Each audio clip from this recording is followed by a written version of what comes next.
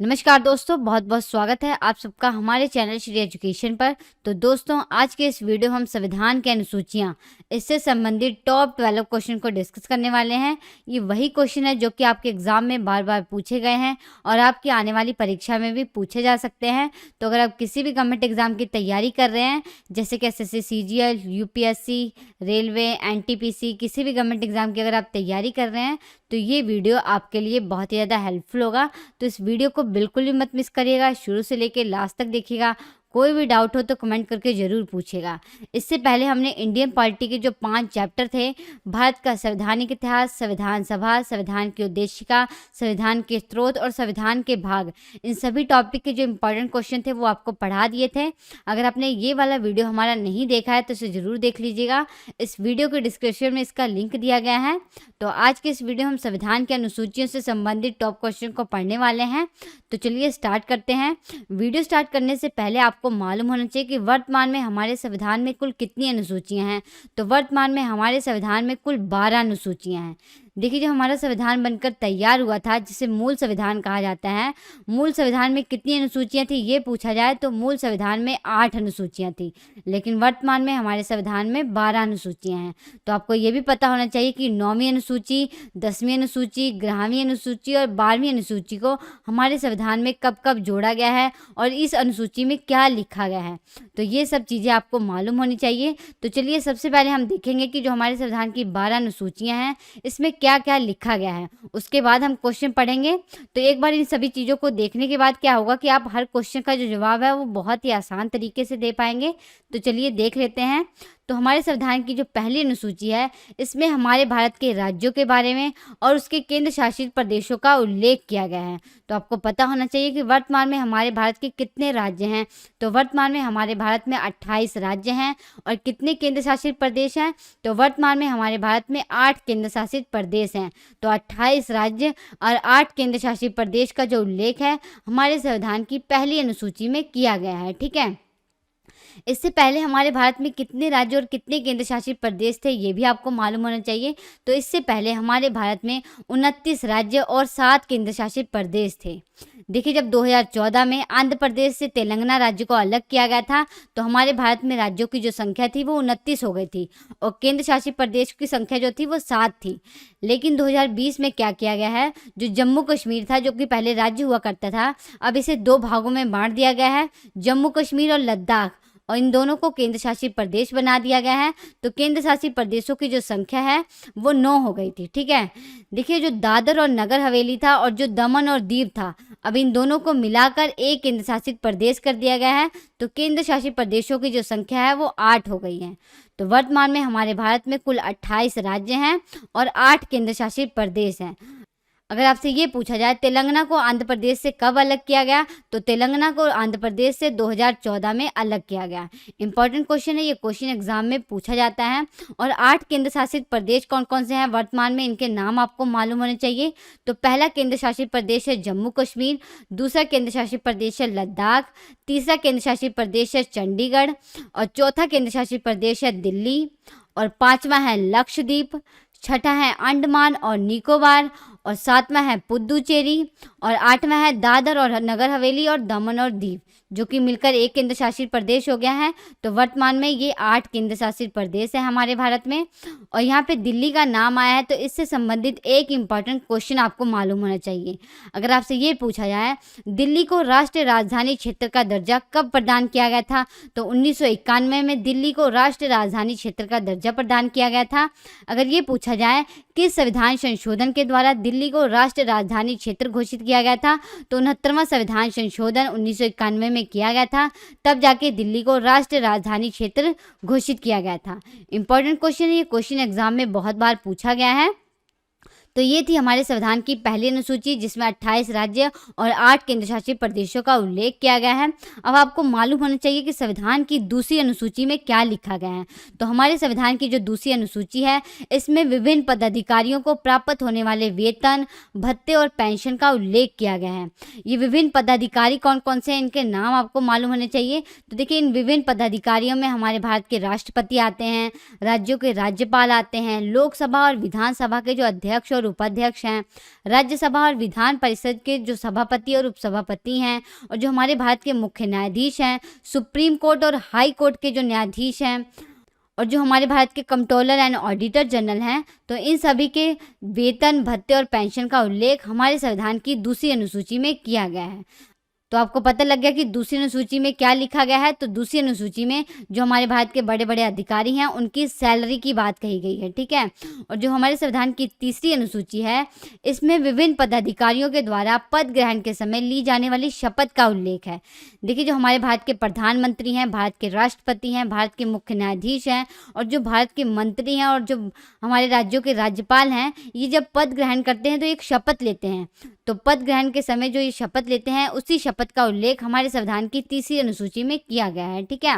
और हमारे संविधान की चौथी अनुसूची में राज्यों और केंद्र शासित प्रदेशों में राज्यसभा की कितनी सीटें होंगी, इसका उल्लेख किया गया है हमारे संविधान की चौथी अनुसूची में। चौथी अनुसूची में ये बताया गया है कि किस राज्य में राज्यसभा की कितनी सीटें होंगी, किस केंद्र शासित प्रदेश में राज्यसभा की कितनी सीटें होंगी। तो इन सब चीज़ों का उल्लेख चौथी अनुसूची में किया गया है। जबकि जो हमारे संविधान की पांचवी अनुसूची है, इसमें अनुसूचित जाति यानी कि एससी और अनुसूचित जनजाति यानी कि एसटी वाले जो क्षेत्र हैं, यहाँ पे प्रशासन और नियंत्रण किस प्रकार से होगा, ये बताया गया है। और हमारे संविधान की जो छठी अनुसूची है, इसमें केवल और केवल जो एसटी वाले क्षेत्र हैं, 4 क्षेत्र हैं, असम, मेघालय, त्रिपुरा, ये एसटी वाले 4 क्षेत्र हैं, यहाँ पे प्रशासन किस प्रकार से होगा, ये बताया गया है। तो एक बार फिर से रिपीट कर देती हूँ कि हमारे संविधान की ये 6 अनुसूचियों में क्या लिखा गया है। तो देखिए, हमारे संविधान की पहली अनुसूची में हमारे भारत के 28 राज्य और 8 केंद्र शासित प्रदेश का उल्लेख किया गया है। जबकि संविधान की जो दूसरी अनुसूची है और तीसरी अनुसूची है, ये मैच करती है। देखिए, दूसरी अनुसूची में जो बड़े बड़े अधिकारी हैं, जैसे हमारे भारत के राष्ट्रपति हैं, लोकसभा के अध्यक्ष और उपाध्यक्ष हैं, राज्यों के राज्यपाल हैं, राज्यसभा के सभापति उपसभापति हैं, विधानसभा विधान परिषद के जो अध्यक्ष उपाध्यक्ष हैं, तो इन सभी के वेतन, भत्ते और पेंशन का उल्लेख दूसरी अनुसूची में किया गया है। जबकि तीसरी अनुसूची में इन्हीं सभी अधिकारियों के द्वारा पद ग्रहण के समय जब ये शपथ लेते हैं, तो इस शपथ का उल्लेख तीसरी अनुसूची में किया गया है।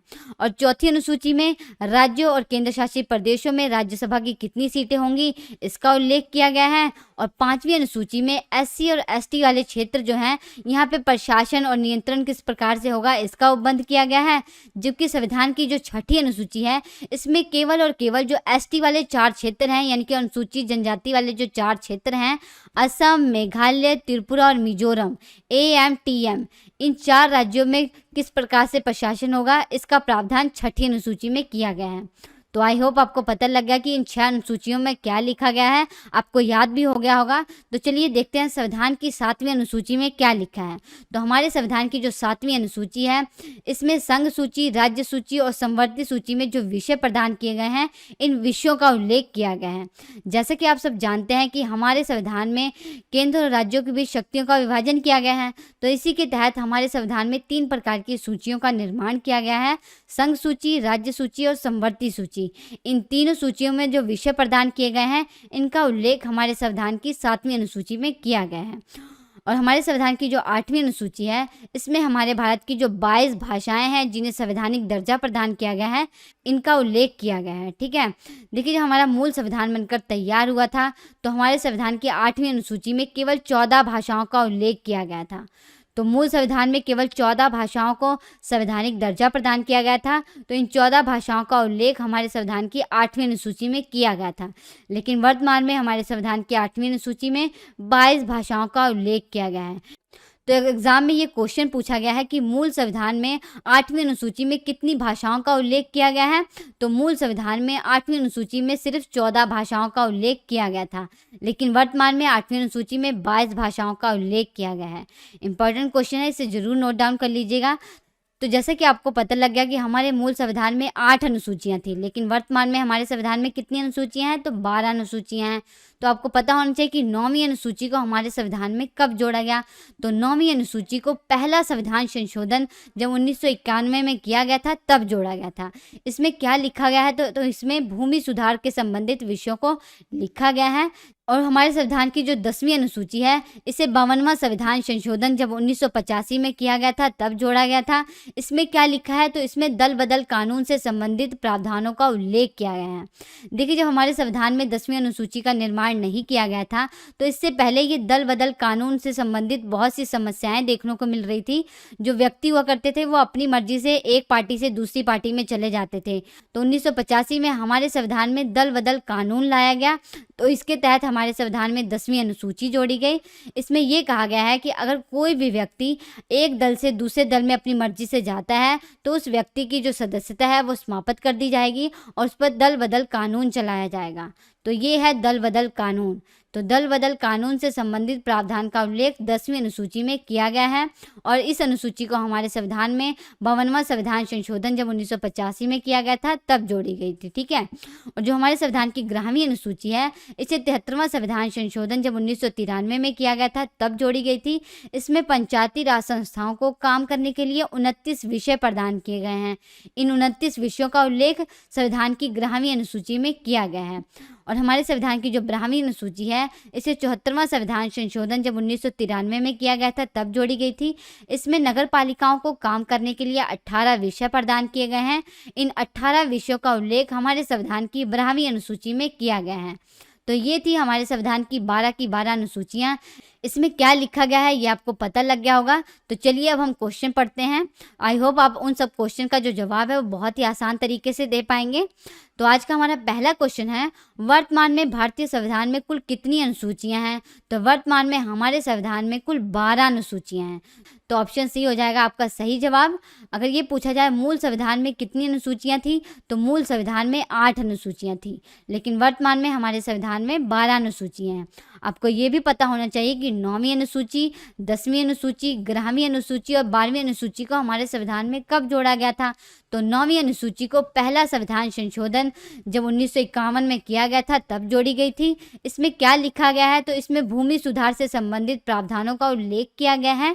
जबकि जो 10वीं अनुसूची है इसे 52वां संविधान संशोधन जब 1985 में किया गया था तब जोड़ी गई थी। इसमें क्या लिखा गया है? तो इसमें दल बदल कानून से संबंधित प्रावधानों का उल्लेख किया गया है।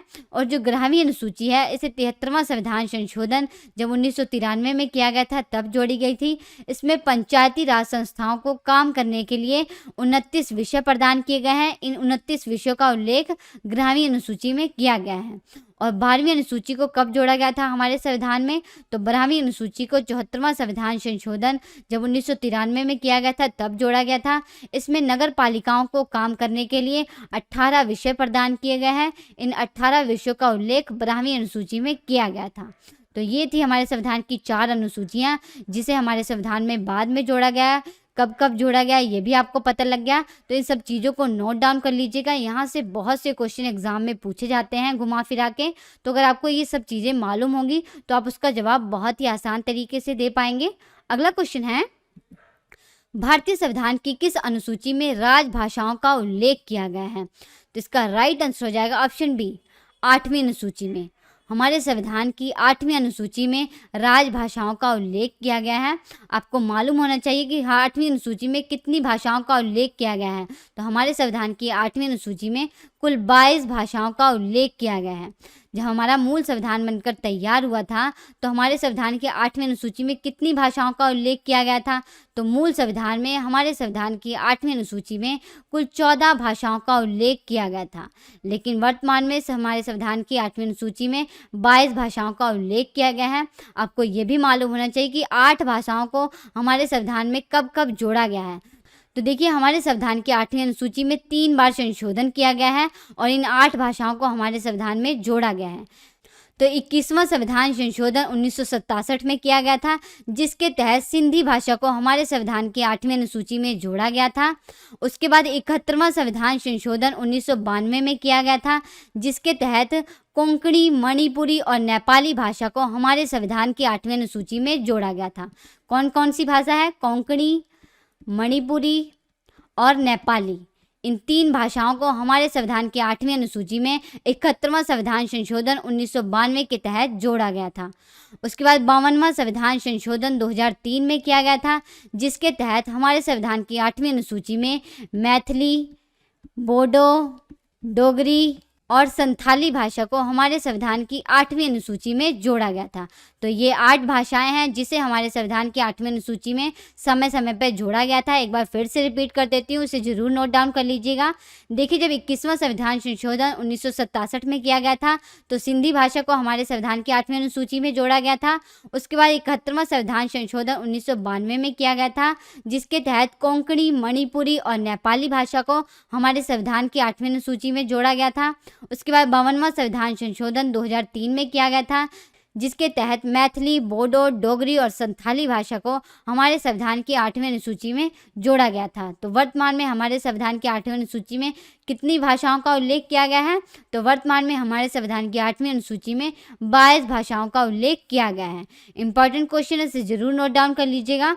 अगला क्वेश्चन है, संविधान सभा में प्रारूप समिति द्वारा प्रस्तुत प्रारूप संविधान में कितनी अनुसूचियां थी? तो इसका राइट आंसर हो जाएगा ऑप्शन बी, 8 अनुसूचियां थी। संविधान सभा में प्रारूप समिति के द्वारा प्रस्तुत हमारे मूल संविधान में कुल 8 अनुसूचियां थी, लेकिन वर्तमान में हमारे संविधान में 12 अनुसूचियां हैं। यहाँ पे प्रारूप समिति का नाम आया है तो इससे संबंधित बहुत से क्वेश्चन एग्जाम में पूछे जाते हैं। अगर आपसे ये पूछा जाए प्रारूप समिति का गठन कब हुआ था, तो प्रारूप समिति का गठन 29 अगस्त 1947 को हुआ था। अगर ये पूछा जाए प्रारूप समिति के अध्यक्ष कौन थे, तो डॉक्टर भीमराव अंबेडकर प्रारूप समिति के अध्यक्ष थे। नोट डाउन कर लीजिएगा, डॉक्टर भीमराव अंबेडकर जो थे ये प्रारूप समिति के अध्यक्ष थे। अगर ये पूछा जाए प्रारूप समिति में कुल कितने सदस्य थे, तो प्रारूप समिति में कुल 7 सदस्य थे। एक अध्यक्ष थे और 6 अन्य सदस्य थे। अध्यक्ष कौन थे, तो डॉक्टर भीमराव अंबेडकर प्रारूप समिति के अध्यक्ष थे, और 6 अन्य सदस्य कौन थे, इनके नाम भी आपको मालूम होने चाहिए। तो पहले थे के.एम. मुंशी, दूसरे थे मोहम्मद सादुल्ला, तीसरे थे बी.एम. मित्र, चौथे थे अल्लादी कृष्णा स्वामी अय्यर, पांचवें थे एन गोपाल स्वामी अयंगर और छठे थे डी.पी. खेतान। तो ये 6 व्यक्ति प्रारूप समिति के सदस्य थे।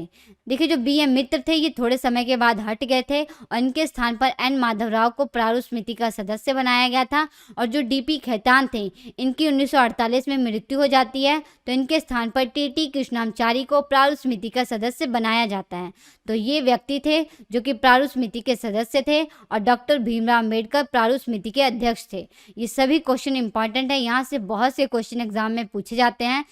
तो कई बार एग्जाम में ऐसे भी क्वेश्चन पूछा गया है कि इनमें से कौन प्रारूप समिति का सदस्य नहीं है। तो अगर आपको इन सभी के नाम मालूम होंगे तो आप उस क्वेश्चन का जवाब बहुत ही आसान तरीके से दे पाएंगे। अगला क्वेश्चन है, संविधान की किस अनुसूची में प्रत्येक राज्य और संघ राज्य क्षेत्रों के लिए राज्यसभा में स्थानों के आवंटन की सूची है? तो इसका राइट आंसर हो जाएगा ऑप्शन डी, चौथी अनुसूची में। हमारे संविधान की चौथी अनुसूची में राज्यों में और केंद्र शासित प्रदेशों में राज्यसभा की कितनी सीटें होंगी इसका उल्लेख किया गया है। अगर आपसे ये पूछा जाए राज्यसभा की सबसे अधिक सीटें किस राज्य में हैं, तो उत्तर प्रदेश राज्य में राज्यसभा की सबसे अधिक सीटें हैं। उत्तर प्रदेश राज्य में राज्यसभा की कितनी सीटें हैं, तो उत्तर प्रदेश में राज्यसभा की 31 सीटें हैं। और दूसरे नंबर पर कौन सा राज्य है जहां पे राज्यसभा की सबसे अधिक सीटें हैं, तो दूसरे नंबर पर है महाराष्ट्र। महाराष्ट्र में राज्यसभा की 19 सीटें हैं, जबकि तमिलनाडु में राज्यसभा की 18 सीटें हैं। तो ये टॉप 3 स्टेट थे जहां पे राज्यसभा की सबसे अधिक सीटें हैं। इसे जरूर नोट डाउन कर लीजिएगा, यहाँ से बहुत से क्वेश्चन एग्जाम में पूछे जाते हैं। अगर आपसे ये पूछा जाए कि वो केंद्र शासित प्रदेश कौन कौन से हैं जहाँ पे राज्यसभा की सीटें हैं, तो केवल 3 केंद्र शासित प्रदेश ऐसे हैं जहाँ पे राज्यसभा की सीटें हैं। ये 3 केंद्र शासित प्रदेश कौन कौन से हैं ये भी मालूम होना चाहिए। तो पहला केंद्र शासित प्रदेश है जम्मू कश्मीर। जम्मू कश्मीर में राज्यसभा की कितनी सीटें हैं, तो जम्मू कश्मीर में राज्यसभा की 4 सीटें हैं। और दूसरा केंद्र शासित प्रदेश है दिल्ली। दिल्ली में राज्यसभा की कितनी सीटें हैं, तो दिल्ली में राज्यसभा की 3 सीटें हैं। और तीसरा केंद्र शासित प्रदेश है पुडुचेरी। पुडुचेरी में राज्यसभा की कितनी सीटें हैं, तो पुडुचेरी में राज्यसभा की 1 सीटें हैं। तो ये 3 केंद्र शासित प्रदेश थे जहाँ पे राज्यसभा की सीटें हैं। तो कुल मिलाकर इन 3 केंद्र शासित प्रदेशों में राज्यसभा की कुल 8 सीटें हैं। ठीक है, तो ये सब आपको मालूम होना चाहिए। यहाँ से बहुत से क्वेश्चन एग्जाम में पूछे जाते हैं।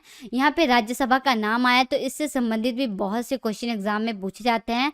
जो इंपॉर्टेंट क्वेश्चन है वो मैं आपको बता देती हूँ। अगर आपसे ये पूछ लिया जाए कि वर्तमान में राज्यसभा में सदस्यों की संख्या कितनी है, तो वर्तमान में राज्यसभा में सदस्यों की संख्या 245 है।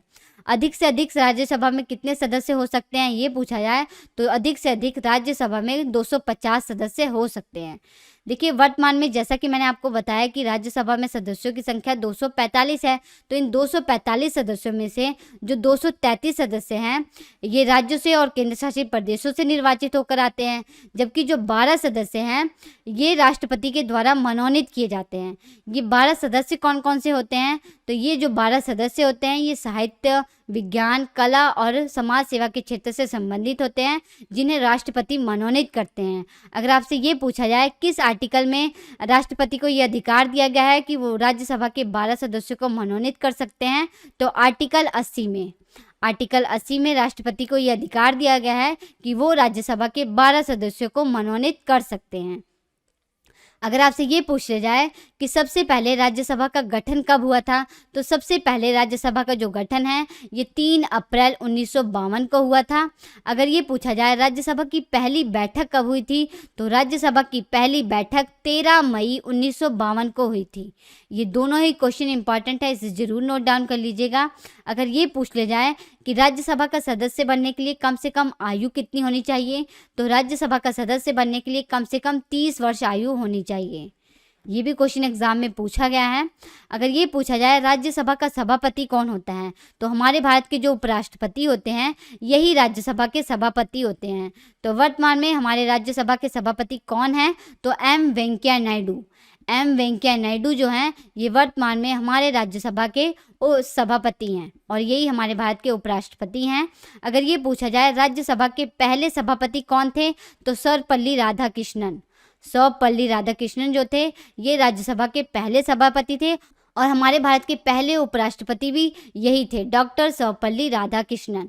अगर आपसे ये पूछा जाए वर्तमान में राज्यसभा के उपसभापति कौन हैं, तो हरिवंश नारायण सिंह जो हैं ये वर्तमान में राज्यसभा के उपसभापति हैं। अगर ये पूछा जाए वर्तमान में राज्यसभा के महासचिव कौन हैं, तो देश दीपक वर्मा। देश दीपक वर्मा जो हैं ये वर्तमान में राज्यसभा के महासचिव हैं। इंपॉर्टेंट क्वेश्चन है, ये क्वेश्चन सभी एग्जाम में पूछे गए हैं। अगला क्वेश्चन है संविधान की 10वीं अनुसूची किससे संबंधित है, तो इसका राइट आंसर हो जाएगा ऑप्शन ए, दल बदल कानून से। जो हमारे संविधान की 10वीं अनुसूची है ये दल बदल कानून से संबंधित है। 10वीं अनुसूची को हमारे संविधान में कब जोड़ा गया था, तो 52वां संविधान संशोधन 1985 में किया गया था, जिसके तहत हमारे संविधान में 10वीं अनुसूची को जोड़ा गया था। दल बदल कानून, इसका मतलब क्या है? इसका मतलब ये है कि अगर कोई भी व्यक्ति एक पार्टी से दूसरी पार्टी में अपनी मर्जी से जाता है या अपना दल को चेंज करता है, तो उस व्यक्ति की सदस्यता को समाप्त कर दिया जाएगा और उस पर दल बदल कानून लाया जाएगा। तो ये है दल बदल कानून। अगला क्वेश्चन है संविधान की 6ठी अनुसूची इनमें से किस राज्य में लागू नहीं होती है? तो जैसा कि मैंने आपको बताया था कि जो संविधान की 5वीं अनुसूची है ये अनुसूचित जाति और अनुसूचित जनजाति वाले जो क्षेत्र हैं यहाँ पे प्रशासन किस प्रकार से होगा इसके बारे में इसमें प्रावधान किया गया है। जबकि संविधान की जो 6ठी अनुसूची है इसमें केवल और केवल जो एसटी वाले 4 क्षेत्र हैं, असम, मेघालय, त्रिपुरा और मिजोरम, इन 4 क्षेत्रों में प्रशासन किस प्रकार से होगा इसका उपबंध किया गया है 6ठी अनुसूची में। तो इसमें से राइट आंसर हो जाएगा ऑप्शन डी, मणिपुर। हमारे संविधान की जो 6ठी अनुसूची है ये मणिपुर राज्य में लागू नहीं होती है, बल्कि ये असम, मेघालय, त्रिपुरा और मिजोरम राज्य में लागू होती है। आई होप आपको समझ आ गया होगा। अगला क्वेश्चन है संविधान की दूसरी अनुसूची का संबंध किससे है? तो इसका राइट आंसर हो जाएगा ऑप्शन डी, महत्वपूर्ण पदाधिकारियों के वेतन से है। हमारे संविधान की दूसरी अनुसूची में जो महत्वपूर्ण पदाधिकारी हैं जैसे हमारे भारत के राष्ट्रपति हैं, राज्यों के राज्यपाल हैं, लोकसभा विधानसभा के जो अध्यक्ष और उपाध्यक्ष हैं, राज्यसभा विधान परिषद के जो सभापति और उपसभापति हैं, हमारे भारत के जो मुख्य न्यायाधीश हैं और जो हमारे भारत के कैग हैं और हाई कोर्ट और सुप्रीम कोर्ट के जो न्यायाधीश हैं, तो इन सबके वेतन, भत्ते और पेंशन का उल्लेख संविधान की दूसरी अनुसूची में किया गया है। जबकि संविधान की तीसरी अनुसूची में इन्हीं सभी अधिकारियों के द्वारा पद ग्रहण के समय ली जाने वाली शपथ का उल्लेख किया गया है। अगला क्वेश्चन है भारत के संविधान की किस अनुसूची में विभिन्न राज्यों में अनुसूचित क्षेत्रों के प्रशासन और नियंत्रण के लिए विशेष उपबंध हैं? तो इसका राइट आंसर हो जाएगा ऑप्शन ए, 5वीं अनुसूची में। हमारे संविधान की 5वीं अनुसूची में अनुसूचित जाति यानी कि एससी और अनुसूचित जनजाति यानी कि एसटी वाले जो क्षेत्र हैं यहाँ पे प्रशासन और नियंत्रण किस प्रकार से होगा इसका उपबंध किया गया है 5वीं अनुसूची में। जबकि जो 6ठी अनुसूची है ये केवल और केवल 4 राज्यों के लिए है, असम, मेघालय, त्रिपुरा और मिजोरम। जो एसटी वाले यानी कि अनुसूचित जनजाति वाले जो 4 राज्य हैं, असम, मेघालय, त्रिपुरा और मिजोरम, यहाँ पे किस प्रकार से प्रशासन होगा, इसका उपबंध 6ठी अनुसूची में किया गया है। बार बार मैं ये बात रिपीट कर रही हूँ, तो आई होप आपको याद हो गया होगा। यहाँ पे अनुसूचित क्षेत्र का नाम आया है। अगर आपसे ये पूछ लिया जाए कि अनुसूचित क्षेत्र और जनजातीय क्षेत्र का उल्लेख हमारे संविधान की किस भाग में किया गया है, तो हमारे संविधान के भाग 10 में अनुसूचित क्षेत्र और जनजातीय क्षेत्र का उल्लेख किया गया है। अगर ये पूछा जाए अनुसूचित क्षेत्र और जनजातीय क्षेत्र से संबंधित आर्टिकल कौन कौन से हैं, तो आर्टिकल 244 और आर्टिकल 244A जो है ये अनुसूचित क्षेत्र और जनजातीय क्षेत्र से संबंधित है। इंपॉर्टेंट क्वेश्चन है, ये क्वेश्चन एग्जाम में पूछा गया है। अगला क्वेश्चन है, भारतीय संविधान की 11वीं अनुसूची किससे संबंधित है, तो इसका राइट आंसर हो जाएगा ऑप्शन ए, पंचायती राज से। हमारे संविधान की जो 11वीं अनुसूची है ये पंचायती राज से संबंधित है। 11वीं अनुसूची को हमारे संविधान में कब जोड़ा गया है, तो 73वां संविधान संशोधन 1993 में किया गया था, जिसके तहत 11वीं अनुसूची को हमारे संविधान में जोड़ा गया था। 11वीं अनुसूची में पंचायती राज संस्थाओं को काम करने के लिए 29 विषय प्रदान किए गए हैं। इनका उल्लेख 11वीं अनुसूची में किया गया है। यहाँ पे पंचायती राज व्यवस्था का नाम आया है, तो इससे संबंधित बहुत से क्वेश्चन एग्जाम में पूछे जाते हैं। अगर आपसे ये पूछा जाए पंचायती राज व्यवस्था का उल्लेख हमारे संविधान के किस भाग में किया गया है, तो हमारे संविधान के भाग 9 में पंचायती राज व्यवस्था का उल्लेख किया गया है। पंचायती राज व्यवस्था से संबंधित आर्टिकल कौन कौन से हैं, तो आर्टिकल 243 से लेकर आर्टिकल 243O तक जो है ये पंचायती राज व्यवस्था से संबंधित हैं। अगर आपसे ये पूछा जाए हमारे संविधान में कितने प्रकार की पंचायती राज व्यवस्था का उल्लेख किया गया है, तो हमारे संविधान में 3 प्रकार की पंचायती राज व्यवस्था का उल्लेख किया गया है। कौन कौन सी, पंचायत समिति, जिला पंचायत और ग्राम पंचायत। इन 3 प्रकार की पंचायती राज व्यवस्था का उल्लेख हमारे संविधान में किया गया है। अगर आपसे ये पूछा जाए त्रिस्तरीय पंचायती राज व्यवस्था का सुझाव सबसे पहले किस समिति ने दिया था, तो बलवंत राय मेहता समिति ने सबसे पहले त्रिस्तरीय पंचायती राज व्यवस्था का सुझाव दिया था। बलवंत राय मेहता समिति का गठन कब किया गया था, तो 1957 में बलवंत राय मेहता समिति का गठन किया गया था। अगर आपसे ये पूछा जाए द्विस्तरीय पंचायती राज व्यवस्था का सुझाव किस समिति ने दिया था सबसे पहले, तो अशोक मेहता समिति ने सबसे पहले द्विस्तरीय पंचायती राज व्यवस्था का सुझाव दिया था। इन्होंने कहा था कि जो पंचायती राज व्यवस्था है ये केवल 2 स्तर की होनी चाहिए, पंचायत समिति और जिला पंचायत। और अशोक मेहता समिति का गठन कब हुआ था, तो अशोक मेहता समिति का गठन 1977 में हुआ था। इंपॉर्टेंट क्वेश्चन है, ये क्वेश्चन एग्जाम में बहुत बार पूछे गए हैं। अगर आपसे ये पूछा जाए पंचायती राज व्यवस्था को लागू करने वाला पहला राज्य कौन सा था, तो पंचायती राज व्यवस्था को लागू करने वाला पहला राज्य राजस्थान था। राजस्थान के किस जिले में पंचायती राज व्यवस्था को लागू किया गया था, तो राजस्थान के नागौर जिले के बगदरी गांव में सबसे पहले पंचायती राज व्यवस्था को लागू किया गया था। कब लागू किया गया था, तो 2 अक्टूबर 1959 को पंचायती राज व्यवस्था को सबसे पहले राजस्थान राज्य में लागू किया गया था। अगर आपसे ये पूछा जाए पंचायती राज व्यवस्था को लागू करने वाला दूसरा राज्य कौन सा था, तो आंध्र प्रदेश। आंध्र प्रदेश पंचायती राज व्यवस्था को लागू करने वाला दूसरा राज्य था। आंध्र प्रदेश में पंचायती राज व्यवस्था को कब लागू किया गया था, तो 11 अक्टूबर 1959 को पंचायती राज व्यवस्था को आंध्र प्रदेश में लागू किया गया था और आंध्र प्रदेश पंचायती राज व्यवस्था को लागू करने वाला दूसरा राज्य था। ठीक है। अगर आपसे ये पूछा जाए पूरे देश में पंचायती राज व्यवस्था को कब लागू किया गया था, तो पूरे देश में पंचायती राज व्यवस्था को 24 अप्रैल 1993 में लागू किया गया था। 24 अप्रैल 1993 में पूरे देश में पंचायती राज व्यवस्था को लागू किया गया था। और आपको मालूम होना चाहिए कि हर साल 24 अप्रैल को हमारे देश में राष्ट्रीय पंचायती राज दिवस मनाया जाता है। अगर आपसे ये पूछा जाए राष्ट्रीय पंचायती राज दिवस कब मनाया जाता है, तो हर साल 24 अप्रैल को हमारे देश में राष्ट्रीय पंचायती राज दिवस मनाया जाता है। तो इतनी इंपॉर्टेंट बातें थी इस क्वेश्चन के बारे में, इंपॉर्टेंट है, इसे जरूर नोट डाउन कर लीजिएगा। अगला क्वेश्चन है, भारतीय संविधान में 9वीं अनुसूची किस संविधान संशोधन के द्वारा जोड़ी गई थी, तो इसका राइट आंसर हो जाएगा ऑप्शन ए, पहला संविधान संशोधन जब 1951 में किया गया था तब 9वीं अनुसूची को हमारे संविधान में जोड़ा गया था। 9वीं अनुसूची में क्या लिखा गया है, तो 9वीं अनुसूची में भूमि सुधार से संबंधित विषयों का उल्लेख किया गया है। अगला क्वेश्चन है, भारतीय संविधान की किस अनुसूची में संघ सूची, राज्य सूची और समवर्ती सूची में दिए गए विषयों का उल्लेख किया गया है, तो इसका राइट आंसर हो जाएगा ऑप्शन ए, 7वीं अनुसूची में। जैसा कि आप सब जानते हैं कि हमारे संविधान में केंद्र और राज्यों के बीच शक्तियों का विभाजन किया गया है। तो इसके तहत हमारे संविधान में 3 प्रकार की सूचियों का निर्माण किया गया है, संघ सूची, राज्य सूची और समवर्ती सूची। और इन 3 प्रकार की जो सूचियां हैं, इनमें जो विषय प्रदान किए गए हैं, इसका उल्लेख हमारे संविधान की 7वीं अनुसूची में किया गया है।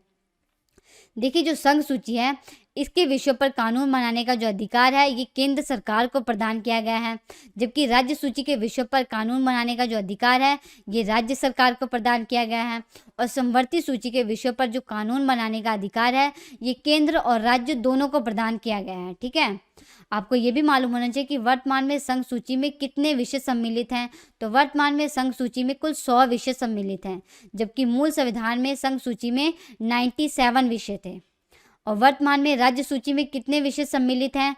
तो वर्तमान में राज्य सूची में कुल 61 विषय हैं, जबकि मूल संविधान में राज्य सूची में कितने विषय थे? तो मूल संविधान में राज्य सूची में 66 विषय थे। और समवर्ती सूची में वर्तमान में कितने विषय सम्मिलित हैं? तो समवर्ती सूची में वर्तमान में 52 विषय हैं, जबकि मूल संविधान में समवर्ती सूची में 47 विषय प्रदान किए गए थे। तो आपको ये भी मालूम होना चाहिए कि वर्तमान में इन सूचियों में कितने विषय हैं और मूल संविधान में इन सूचियों में कितने विषय थे। तो ये सब चीज़ें आपको मालूम होनी चाहिए। यहाँ से एग्जाम में क्वेश्चन पूछ लिया जाता है। एक बार फिर से रिपीट कर देती हूँ। संघ सूची में वर्तमान में 100 विषय हैं, मूल संविधान में 97 विषय थे, जबकि राज्य सूची में वर्तमान में 61 विषय हैं, मूल संविधान में राज्य सूची में 66 विषय थे। और समवर्ती सूची में वर्तमान में 52 विषय हैं, जबकि मूल संविधान में 47 विषय थे। तो ये एग्जाम में क्वेश्चन पूछे गए हैं। अगला क्वेश्चन है, संविधान की 12वीं अनुसूची किससे संबंधित है? तो इसका राइट आंसर हो जाएगा ऑप्शन बी, नगर पालिका से। जो हमारे संविधान की 12वीं अनुसूची है, ये नगर पालिकाओं से संबंधित है। 12वीं अनुसूची को हमारे संविधान में कब जोड़ा गया था? तो 74वां संविधान संशोधन जब 1993 में किया गया था, तब 12वीं अनुसूची को हमारे संविधान में जोड़ा गया था। 12वीं अनुसूची में क्या लिखा गया है? तो 12वीं अनुसूची में नगर पालिकाओं को काम करने के लिए 18 विषय प्रदान किए गए हैं। इन 18 विषयों का उल्लेख हमारे संविधान की 12वीं अनुसूची में किया गया है।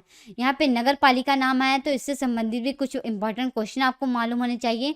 अगर आपसे ये पूछ लिया जाए नगर पालिकाओं का उल्लेख हमारे संविधान के किस भाग में किया गया है, तो हमारे संविधान के भाग 9A में नगर पालिका का उल्लेख किया गया है। इससे संबंधित आर्टिकल कौन कौन से हैं? तो आर्टिकल 243P से लेकर आर्टिकल 243ZG तक जो है, ये नगर पालिका से संबंधित हैं। यहाँ पे नगर पालिका का नाम आया, तो इससे संबंधित एक इम्पॉर्टेंट क्वेश्चन आपको मालूम होना चाहिए। अगर आपसे ये पूछा जाए सबसे पहले नगर निगम की स्थापना किस शहर में की गई थी, तो सबसे पहले मद्रास शहर में नगर निगम की स्थापना की गई थी। मद्रास में नगर निगम की स्थापना कब की गई थी? तो 1687 ईस्वी में मद्रास में नगर निगम की स्थापना की गई थी। अगर आपसे ये पूछा जाए मद्रास के बाद किन शहरों में नगर निगम की स्थापना की गई, तो कलकत्ता और बम्बई में मद्रास के बाद नगर निगम की स्थापना की गई थी। कब की गई थी? तो 1726 ईस्वी में की गई थी। इंपॉर्टेंट क्वेश्चन है, एग्जाम में ये क्वेश्चन पूछे गए हैं। अगला क्वेश्चन है, भारतीय संविधान की किस अनुसूची में विभिन्न पदाधिकारियों के द्वारा पद ग्रहण के समय ली जाने वाली शपथ का उल्लेख है? तो इसका राइट आंसर हो जाएगा ऑप्शन ए, तीसरी अनुसूची में। हमारे संविधान की तीसरी अनुसूची में जो हमारे संविधान के विभिन्न पदाधिकारी हैं, जैसे हमारे भारत के राष्ट्रपति हैं, हमारे भारत के जो प्रधानमंत्री हैं, हमारे भारत के जो मुख्य न्यायाधीश हैं और जो हमारे भारत के सभी मंत्री हैं, ये पद ग्रहण करने के समय एक शपथ लेते हैं। तो इसी शपथ का उल्लेख हमारे संविधान की तीसरी अनुसूची में किया गया है। जबकि हमारे संविधान की जो दूसरी अनुसूची है, इसमें जो महत्वपूर्ण पदाधिकारी हैं, इनके सैलरी की बात की गई है, इनके पेंशन की बात की गई है।